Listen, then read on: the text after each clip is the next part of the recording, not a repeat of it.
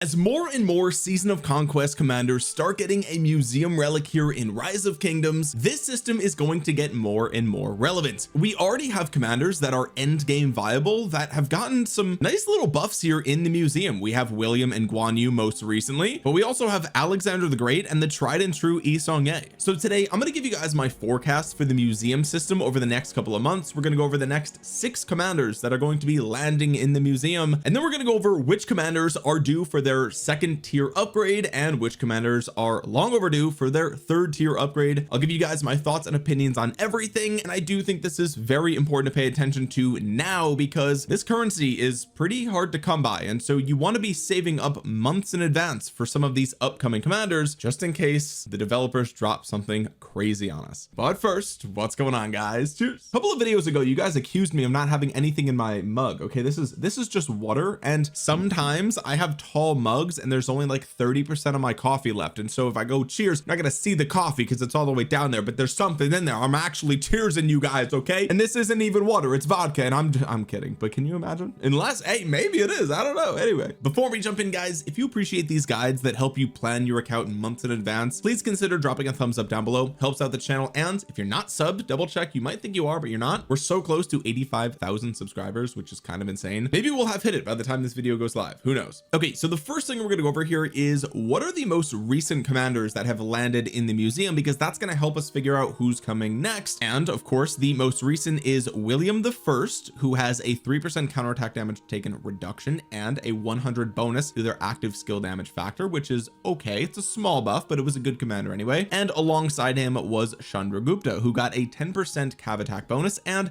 a 3% skill damage bonus. Now here's the thing, I think that Chandra is probably a little bit too far outside of the rally meta for this to be very relevant. The way that he deals damage with like the stacks and everything like that, I mean, I just don't see him being a better, choice as compared to somebody like Justinian, who just has more health, for example, and just a stronger hit with his active skill all at once. So that's kind of how I'm feeling about it, but you guys can let me know if you're a cavalry rally main. Let me know in the comments if you think that this is going to do anything for Chandra, but I feel like it's too minimal. As far as William goes, I would say that most players probably should not get this relic. I got it because I just wanted to test it out. I think that the active skill damage factor plus 100 is better than it looks. I know it's only 100, but it is an AoE commander, so he is the first AoE commander that we see getting a active skill damage factor bonus or increase here in the museum. I don't think any other AoE commander has that. Everybody else who has that is a single target damage commander. I'm now quickly browsing through to see if I'm lying to you guys, but that does seem to be the case. So all in all, I think it's okay. It's an okay relic. If you're a cav main running 3 cav armies right now in the open field, you're probably using William, and in that case you probably just want to have this. So that's kind of where I am with that. But with that being said, and with my thoughts and opinions on these 2 new relics, what comes after these 2? Well, the next set of commanders that are going to be coming to the museum system are going to be Zenobia and her counterpart Herald. So these are the next 2 commanders that are going to be hitting the museum, and I suspect that they will be coming to the museum around middle or end of May 2025. I think that this is going to correspond with the first Wheel of Fortune for the next set of infantry commanders. So that's going to be anywhere from, well, probably May 20th plus or minus 2 weeks. That's kind of how I'm thinking about this. I don't suspect it will be sooner than that, but it could. I just feel like they don't, like, infantry doesn't need new commanders right now, and for that reason I suspect that these 2 commanders will come again mid-end of May to the museum system. Now, of these 2 commanders, which of these 2 relics are the most exciting? Well, historically Herald has been, lately he hasn't been relevant pretty much at all, honestly. There are some players who try to still use him with cheeseburgering, using him behind Pakal or behind Martel. That is a very old tactic at this point, and I feel like most players have moved on to using something with Alex, right? Alexander the Great, you get that instant proc and then you retreat. It depends on Herald's, his museum could be something that gives him more counterattack damage. If that's the case, who knows, maybe that might be something. He also could be one of those commanders that gets a bump to the direct damage factor because it is quite low at this point, and I just don't see a world where he gets any use at all without an additional bonus to this active skill. It's just too weak, and I don't see, I just don't see it. Also, the trend for the Season of Conquest relics is that they are pretty minor, right? I think the Guan Yu one was solid. 15% of stats is nice, but they're usually pretty small. And so in the event that we only get a tiny upgrade for Herald, I can't imagine he comes back to rally meta, that's for sure. And you know, maybe it's enough to bring him back to like a relevant cheeseburgering march, but besides that, not super excited about the future of Herald, but hopefully they prove me wrong. I really like Herald a lot and I want to see him pop off again. I miss seeing those axes just flying in the field, and yeah, who knows, maybe he'll come back, maybe he won't. But Zenobia is definitely the one to watch here, because I know that these days we don't typically see her paired with Gorgo that much. It's still something you can do and it's still fine.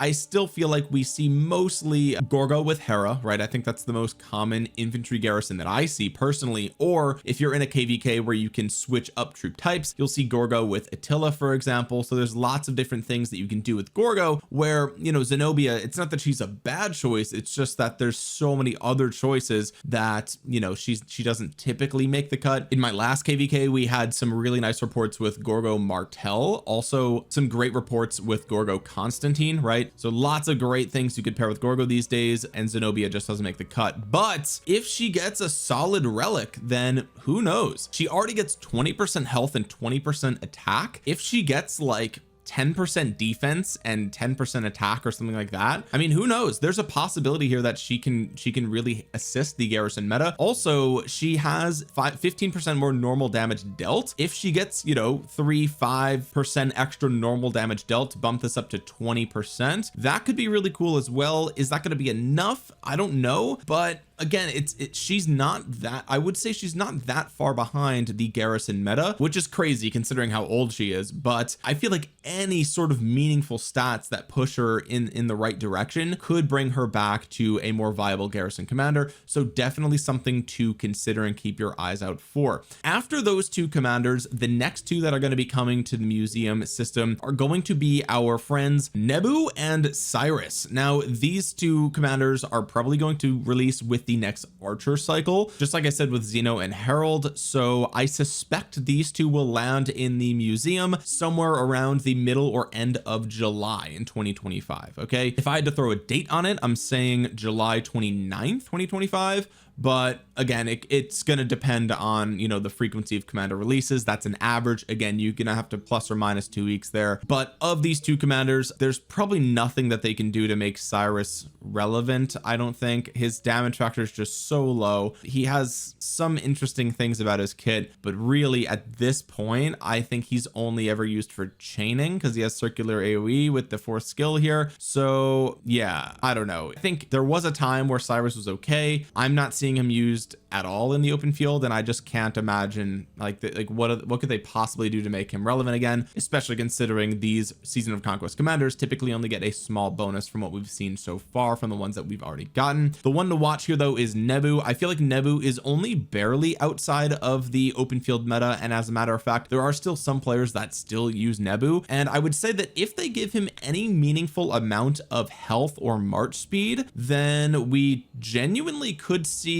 more Nebus in the open field than we see Ashurbanipal, or at the very least the difference would be so negligible that it would not be worth getting Ashurbanipal. And the reason for that is because Ashurbanipal in the field needs to be expertise, honestly, to use him effectively in the open field. And the benefit of Nebu is that his march speed is not conditional, whereas the march speed on Ashurbanipal is. You have to be outside of Alliance territory to get it, right? So we have a bonus there for Nebu right away. The AoE is actually pretty much the same between these two commanders. It's 1500 no matter what. The only difference is an extra 500 damage factor on the Ashurbanipal. But does that matter? Of course it matters. But I mean, the stable defense here is really nice, whereas if we look at the stats here, it's all attack and skill damage, and the tankiness is locked behind RNG on the expertise, right? So, you know, it could be a more reliable version of Ashurbanipal if Nebu gets, let's say, 10% health, 5% march speed. Like that could, I mean, that I would consider using Nebu again for sure over Ashurbanipal if that were the case. Even though he has like less damage factor, he's a much cheaper investment at 5515, and you get that nice rage reduction here. 15% all damage is crazy. So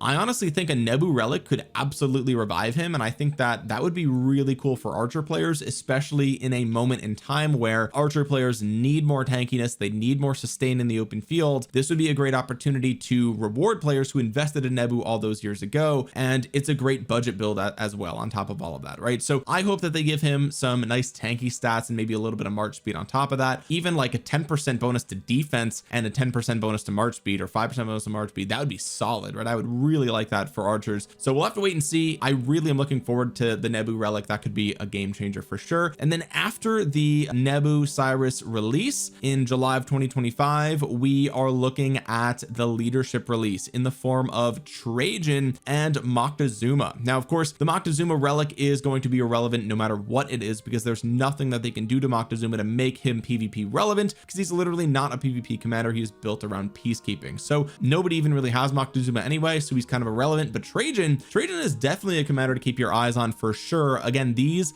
relics probably will come early or mid October of 2025 with the next ranged release or ranged leadership release hybrid, and if I were to put a date on it, I'm going to give it October 7th. That is my guess, plus or minus 2 weeks. That is when I think we'll probably see the next range release. But again, as we go farther and farther out, these estimates are more and more fuzzy, right? They're less and less reliable, so just keep that in mind. None of this is official information. This is just, you know, past trends extrapolating forward. Okay, with Trajan, he's already a pretty tanky commander, so I can imagine them giving him some amount of just universal attack, which I mean, I don't know, I feel like that doesn't really matter. Like I would still rather have more tanky stats on him, even though he already has some. I'd still rather have more, so you have more options to pair him with other things. Also, I'd like to see an all damage taken reduction. I feel like he has this built in like downside where every time he uses an active skill for 3 seconds you take 25% more damage, and I feel like when he first came out that might have been a good way to balance him, but at this point, now that he's kind of less relevant,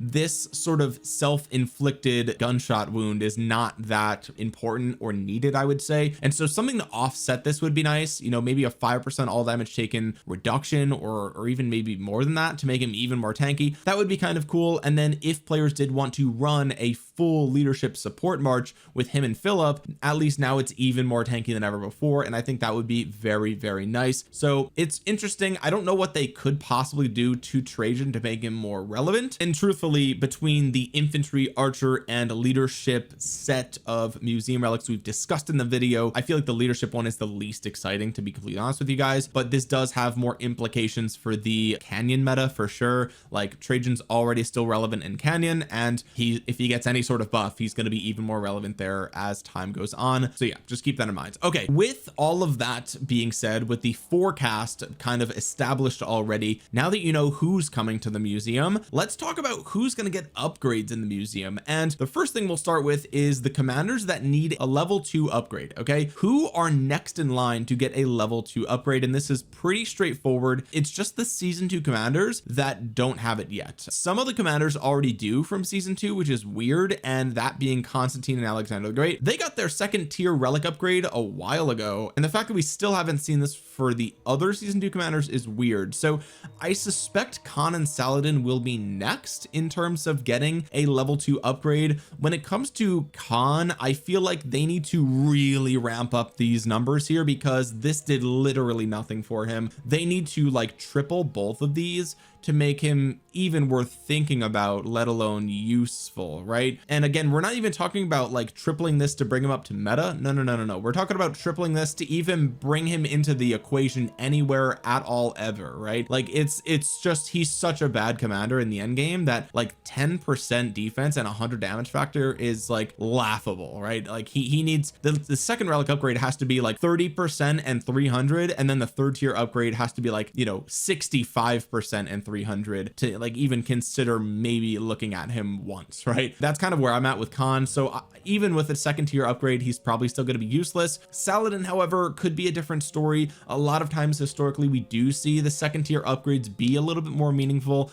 than the first tier upgrades. And so could we get a 25% attack, 15% march speed Saladin? I think so. And if that's the case, you know, he's still got a super low damage factor, but he is a little bit more tanky, so maybe there's something to be said here about the Saladin. If you had him left over from kvk2 and you maybe you could use him in your first sock or something like that with this double upgrade, who knows. Beyond that, we have again Tomi and Edward of Woodstock. I feel like Tomyris already has a solid tier 1, and so any upgrade here is going to be really nice, especially if they wanted to do something crazy like give her 30% health and 15% march speed. That would put her like almost on par with Shajar. The thing about Shajar is she just hits way harder, so you know, we might not see much of Tomi anymore regardless, but the poison is still unique to her and Herman. And so, I mean, people are still trying to run the Tomi Herman. I feel like I don't love that. I hate seeing Tomyris. I feel like she's just removing the stacks that you're putting on there from Herman. So I don't love it, but if she had way more stats and some extra march speed that we really need for the archers, then who knows, maybe she could be useful once again, especially because again, like I said earlier, when we were talking about Nebu, health and march speed are like the two things that we desperately need for archers in the open field right now. And so Tomyris is perfectly positioned for a double upgrade to like really pop off here. And then same thing with Edward of Woodstock as with Genghis Khan. Like the downside of Edward is that his rage cycle is so slow, and they did nothing to kind of like mitigate that here, right? Like they'd have to triple these numbers before we start to look at Edward. And that's kind of weird because Edward's like everything about Edward's kit's actually really solid. It's just the high rage cost, right? That's the only thing holding him back. He gets a lot of march speed, he gets a lot of health. There's a lot to love about Edward's kit besides his active skill. It just takes too long. And so in order to reward the players for doing that, you have to bump up his skill damage by like a tremendous amount, right? So you got to make this like 30% defense and like 500 extra skill damage factor before people even start to consider Edward again, I would say. And then maybe we'll talk. So who knows what they could do here? Maybe something interesting is coming down the pipeline for Edward, but I'm not really sold. And then finally, Wu is long overdue for a second relic upgrade here. Again, there's almost nothing they can do to make her relevant with a second upgrade. They'd have to like, you know, 5x these stats in order to make her relevant. So I'm not really holding my breath here for Wu, but who knows, we'll have to wait and see. Okay, finally, let's talk about and this is a long list of commanders that are overdue for a third relic upgrade. There's so many commanders that are overdue for this. It's actually kind of crazy. First of all, we have to talk about Pyrrhus. Pyrrhus is actually the only season 1 infantry commander that does not have a third relic upgrade. I don't know why. I think it's because he's already slightly stronger than the other ones, like if we're looking at Martel, right? So,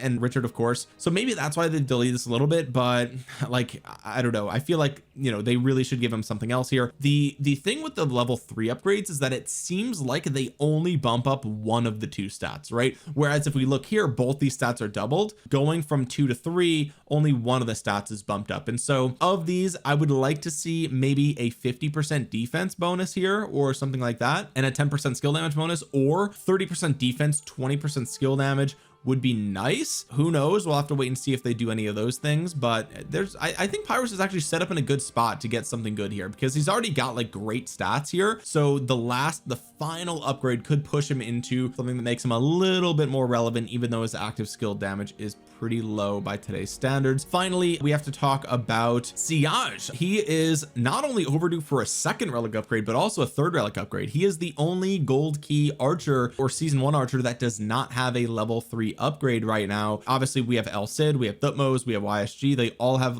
like tier 3 relics. They're all archers. This is the only one that doesn't, and it's because he's the newest one. But I wouldn't be surprised if we saw them just release a relic 2 and 3 all at the same time. They've never done that before, but I mean, he kind of released with no fanfare or enthusiasm at all. So I feel like that would be one way to make players kind of take a second look at him. Like if his third relic upgrade was like 30% skill damage and like 15% normal damage taken reduction, maybe there's something there, but I don't know. I just don't see it. But either way, he is overdue for a level 3 upgrade. With those out of the way, those are the ones that like are weirdly not there, even though everyone else already is. Beyond that is the calves, the gold key calves, the season 1 calves. You'll notice that all the archers and all the infantry, besides the 2 that we just talked about, have level 3 upgrades, but none of the calves do, which is weird. So we're looking at Minamoto, and this is one to watch for sure, because we saw a ton of stats on the first tier, a ton of stats on the third tier, right? So of these two, like I said, only one of them will probably get a bonus when he bumps up to tier 3, and I don't know which of these I want more. I probably want the defense more, right? Like, can you imagine 50% defense, 30% attack? That would be wild, right? That would be wild, and we'd have a very tanky Minamoto, and I mean, that's just so many stats that, like, I don't know, dude, that is a crazy amount of stats. And I feel like Minamoto, and I know this is kind of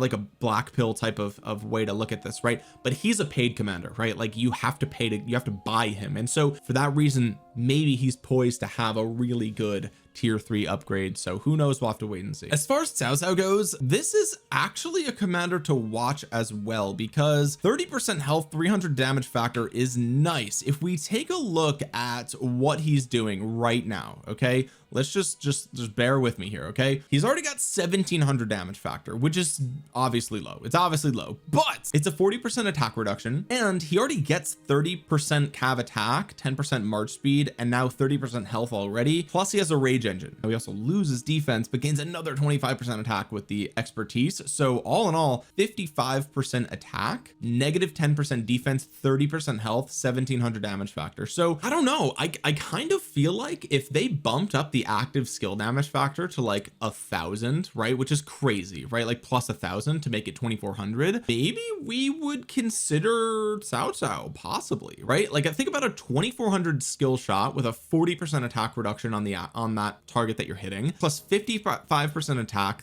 30% health, minus 10% defense. I mean, it's not meta, right? It's not meta, but I would say that it would bring him up to at least a level that's like something worth looking at, maybe, right? Now that's asking a lot for an extra plus 1,000. That's a lot. The other route that they could take would be like plus 50% health, right? So imagine the third tier is 50% health, 300 active skill damage factor. I mean, at that point you could just slap him on any cav commander that needs a ton of health and make them super tanky, right? Like, imagine putting him behind like a King Arthur. King Arthur already has 20% health, by the way, so if he had 50, that's 70% cav health, which would be insane. I don't know, something to think about, right? Obviously, you know, King Arthur would be the primary there, and so you'd have the combo tree, a little lack of synergy, whatever. But I'm really interested to see what happens with Cao Cao, and also because he's a peacekeeper, you're probably still using him to run forts, right? So definitely something to consider. Also, with the KVKs where you can swap around the troop type of these commanders, like if this was health, giving 50% health to infantry, right? Like just like turning him into an infantry commander and slapping him behind Liu Che and just being like, yeah, my Liu Che is the tankiest thing on the field right now because he has 50% health. Like, I don't know, something to think about. Beyond the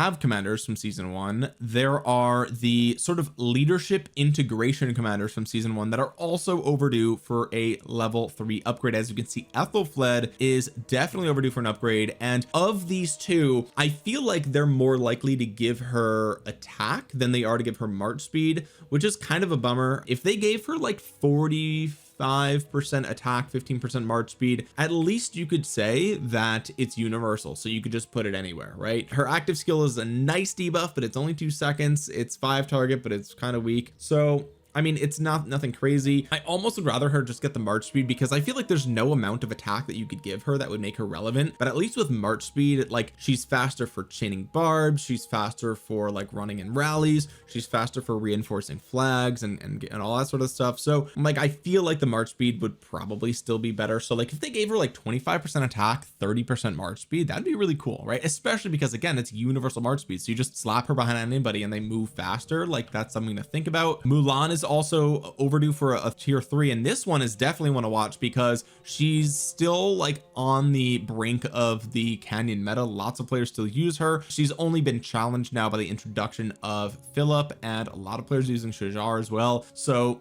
you know, she's a little bit, you know, on the edge there. But you know, if they bump up, like, again, as a universal commander, just being able to give somebody a bunch more health and a bunch more skill damage taken reduction, like if she gets 35% health, 15% skill damage taken reduction, or you know, 20 and 30, there's a lot that they could do here to make Mulan still relevant in Sunset Canyon, which is very exciting. So we'll have to wait and see how she, like, what she actually gets. Also want to watch Mehmed, dude, he is primed to be the most important, like the single most important commander we talk about in this video, as a matter of fact, because any upgrade here is going to be huge, right? He's either going to get more universal health or more universal skill damage, which is a welcome addition to any secondary commander, right? Like he's always used as secondary in the end game, and he's like, whoever he's behind, you know, is this going to be bumped up to like 40% health, or is this going to be bumped up to 20% skill damage? I don't know, but either way, I'm here for it. Like I'm stoked about this, so we'll have to wait and see. I feel like the skill damage is more likely to be bumped up than the health, to be honest with you guys, because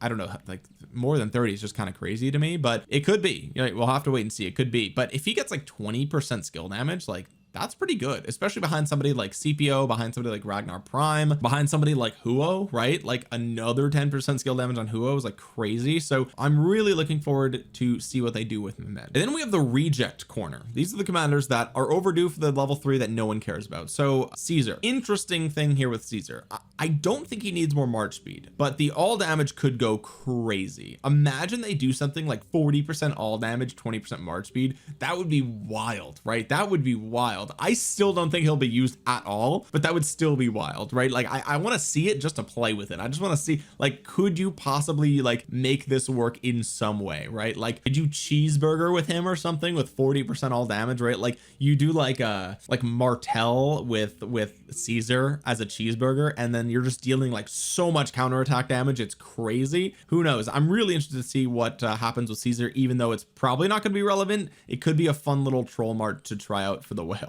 Then we have Frederick, and I mean, there's really nothing they can do here. Like they've already kind of locked themselves into these stats. Like why would you give him attack? Really attack? I don't know. I can imagine a world where he gets like 40% attack and 30% skill damage taken reduction. He still has no defense or health on his kit, and I just don't think that's going to really move the needle. So he's kind of doomed here either way. I'm not really looking forward to that at all. Barca, of course, is primed for another upgrade here. Once again, 40% attack. Why, right? Why would you do that? 10% normal damage taken reduction. Maybe you could see the normal damage taken reduction being bumped up quite a bit in an attempt to like have him counter smite damage, maybe, but even still, he's never going to be used, so it doesn't really matter. And then we've got Charlemagne, already gets 50% attack, 500 damage factor. Again, you'd have to double both of these numbers to make him even someone worth looking at, so I'm not really excited for this at all. I don't think there's anything they can do to save Charlemagne at this point. He's already doomed. And then we have Ragnar. Now the thing about Ragnar, original Ragnar, is that he actually has a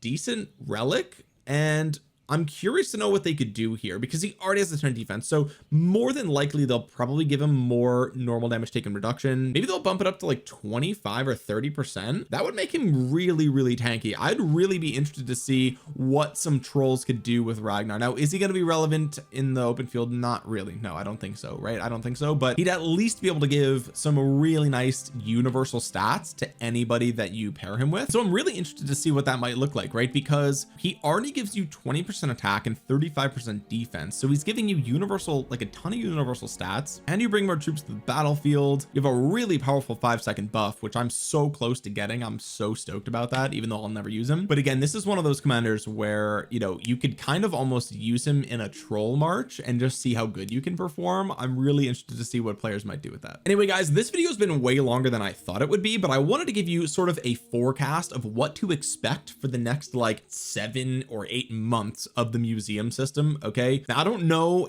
this is all, you know, speculation based on past releases. I don't know when we're going to see level 2 or level 3 upgrades for the commanders we talked about. I have no idea what their strategy is with releasing them, because truthfully, Cavs have needed it for a while now before King Arthur, and they haven't gotten it, so who knows, but we'll have to wait and see. And I'm curious what you guys think about my predictions here. Do you think that some of these commanders are going to be relevant? I think they will, especially when Nebu gets a relic. He could be something that moves the needle for the open field, right? Like there's definitely some things. The Med getting a level 3 upgrade. I'm excited, man. I'm excited for some of these upcoming changes to the museum. I'm just curious when they're coming, so let me know what you think in the comment section below, and hopefully you found this video useful, so that way you can start to plan out your museum relic coins. If nothing in this video sounded interesting to you at all, then feel free to start, you know, investing in some of the things that are already here, because, you know, beyond what we've talked about in this video, like we're talking about the end of the year, if not into 2026. So yeah, I mean, that's a long ways away, right? That's a long ways away. So maybe this video helped you plan your museum currency for the future, and if it did, drop a thumbs up. It really helps out the channel a ton. It helps get this video out to the YouTube algorithm so other Rise of Kingdoms players might see it. And while you're down there, consider subscribing to the channel and clicking the bell to be notified the next time I upload a Rise of Kingdoms video. With that being said, guys, thank you so much for watching. This has been Omniarch. I will talk to you guys again soon. Peace.